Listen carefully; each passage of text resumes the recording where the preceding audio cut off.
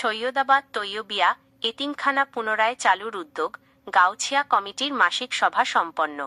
নিজস্ব প্রতিবেদক সোহরাফ হোসেন সুন্নি আল কদেরি।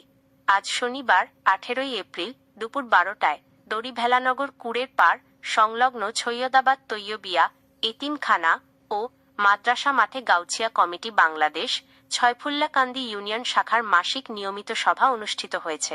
সভায় অত্র অঞ্চলের ধর্মীয় ও সামাজিক শিক্ষার প্রসারে বন্ধ থাকা এতিমখানাটি পুনরায় সচল করার বিষয়ে গুরুত্বপূর্ণ আলোচনা ও সিদ্ধান্ত গৃহীত হয়। উপস্থিত ব্যক্তিবর্গ গাউছিয়া কমিটি বাংলাদেশ ছয়ফুল্লাকান্দি ইউনিয়ন শাখার আয়োজনে অনুষ্ঠিত এই সভায় উপস্থিত ছিলেন দড়িভেলানগর প্রবাসী সমাজ কল্যাণ সংগঠনের সম্মানিত সদস্যবৃন্দ, দড়িভেলানগর এলাকার গণ্যমান্য ব্যক্তিবর্গ, গাউছিয়া কমিটি বাংলাদেশ ছয়ফুল্লাকান্দি ইউনিয়ন শাখার নেতৃবৃন্দ ও সদস্যগণ। সভার মূল সিদ্ধান্ত: সভায় সর্বসম্মতিক্রমে ছৈয়দাবাদ তৈয়বিয়া এতিমখানা ও মাদ্রাসা পুনরায় নতুন কমিটির মাধ্যমে পরিচালনার সিদ্ধান্ত নেওয়া হয়।